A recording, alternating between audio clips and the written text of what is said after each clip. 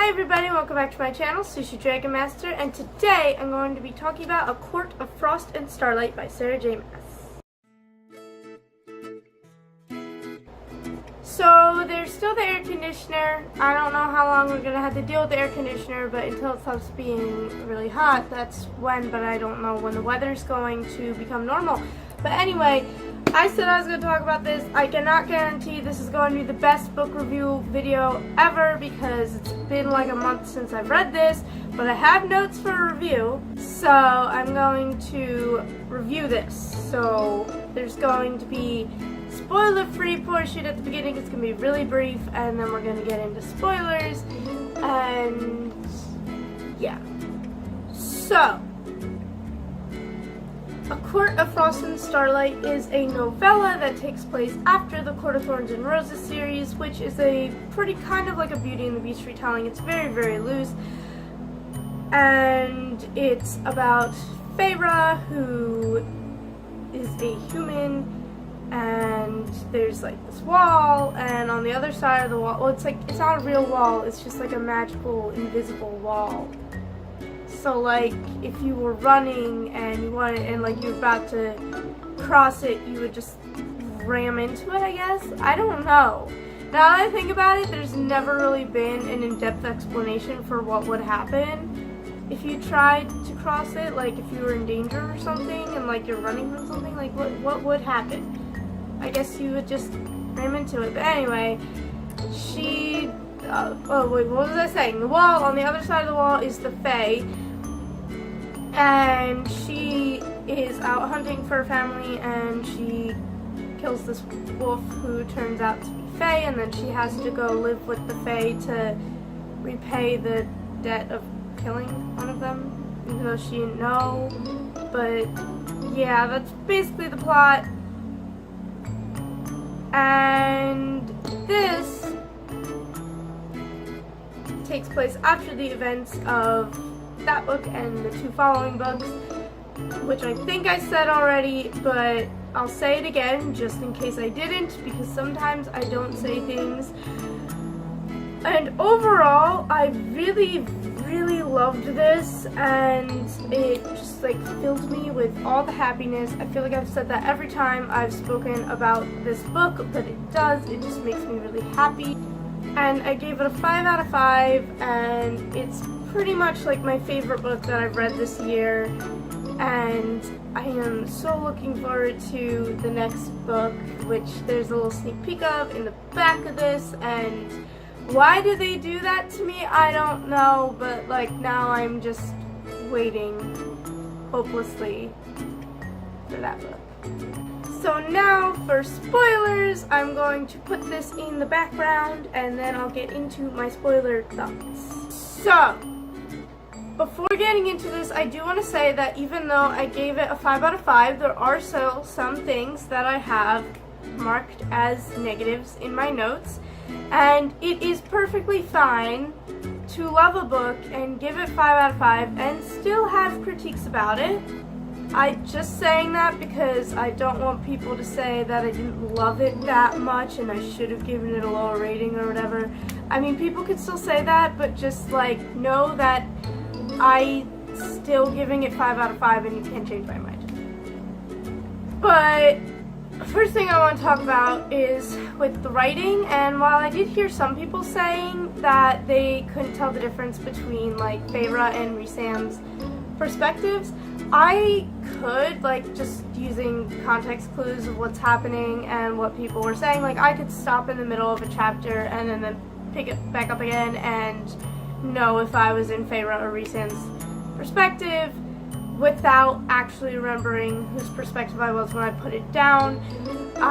It just kind of like how they might, like if, I don't know how to explain it. Context clues is how I did it.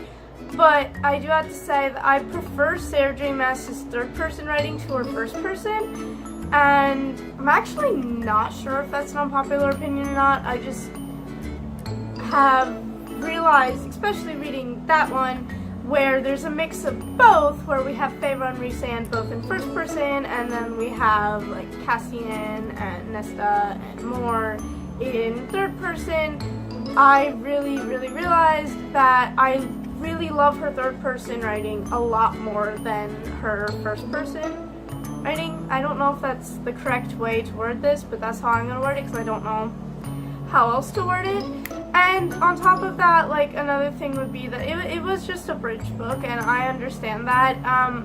I did hear a lot of complaints from, well, I didn't hear them, I read them while I was reading some things that people were saying that they didn't like about the book, and basically I was expecting all of this because I just, like, listened to literally everything Sarah J. Maas said about it, and it was exactly, like, or at least I felt it was exactly what she said about it. Like, there were a lot of times where she really said, like, I was writing fan fiction of my own book, and so I was like, oh, okay, that's what it is then.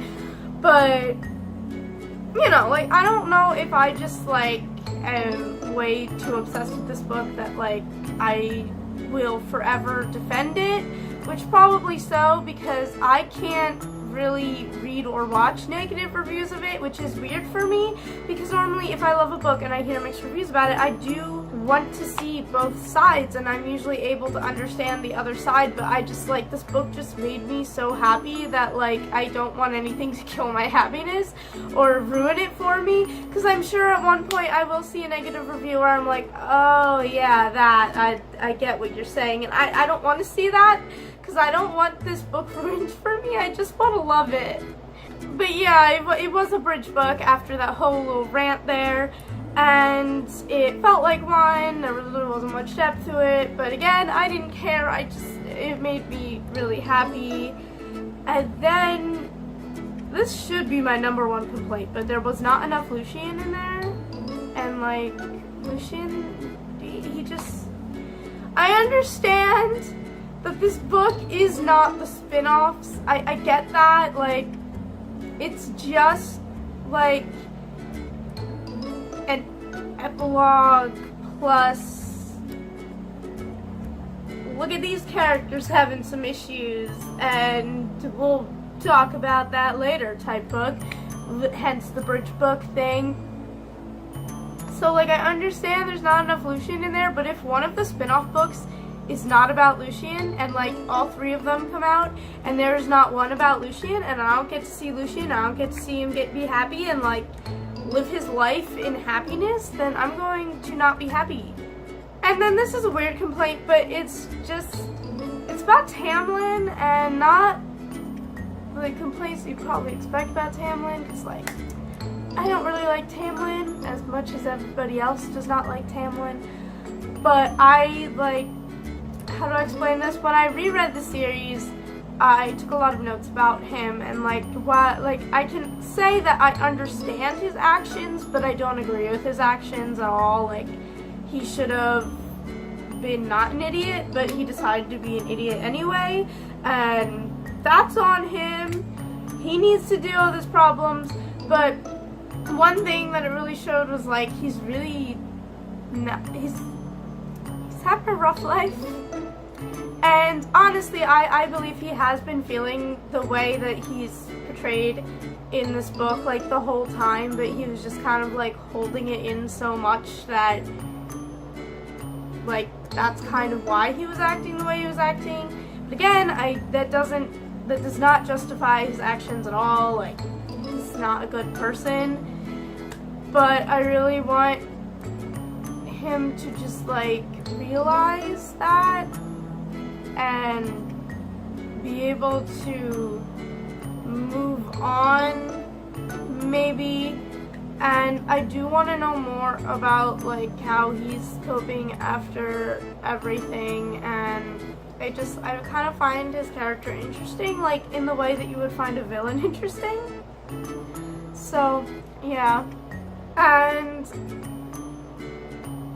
on a more positive note, I just loved how in this book I did not have to worry about anybody having anything bad happen to them, because, like, overall everybody was happy in the sense that nobody was dying or in immediate danger or being threatened or anything like that. So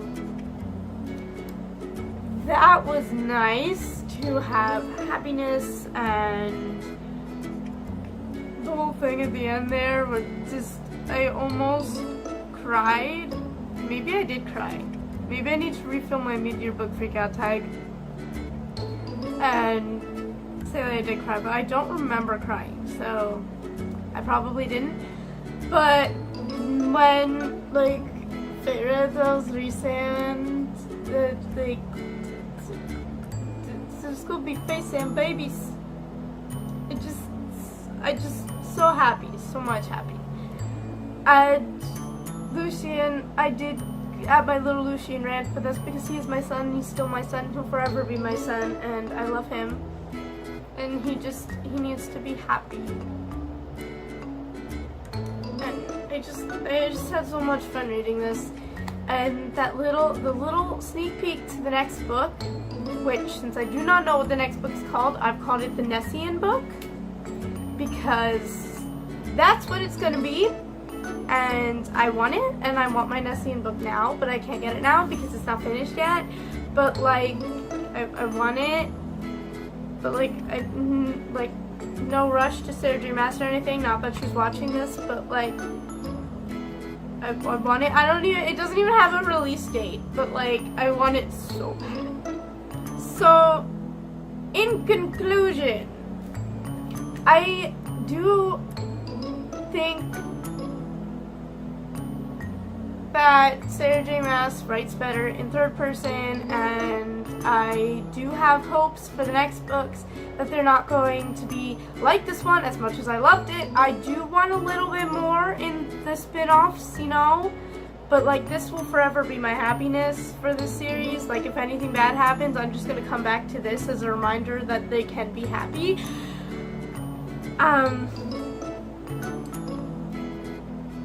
It's just so happy to me. Like, there was so much happiness in my mind when I was reading this.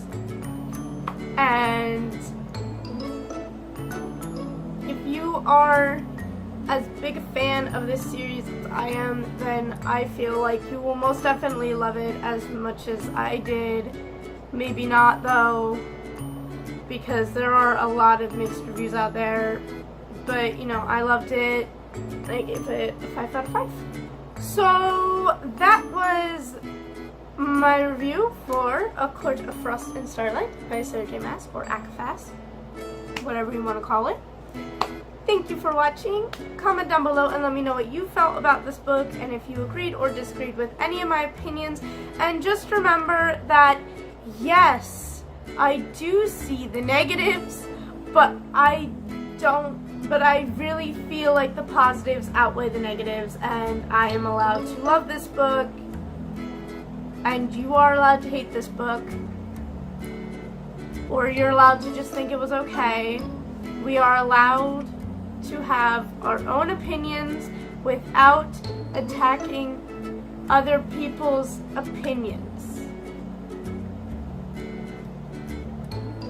And that is all. I will see you next time. Bye!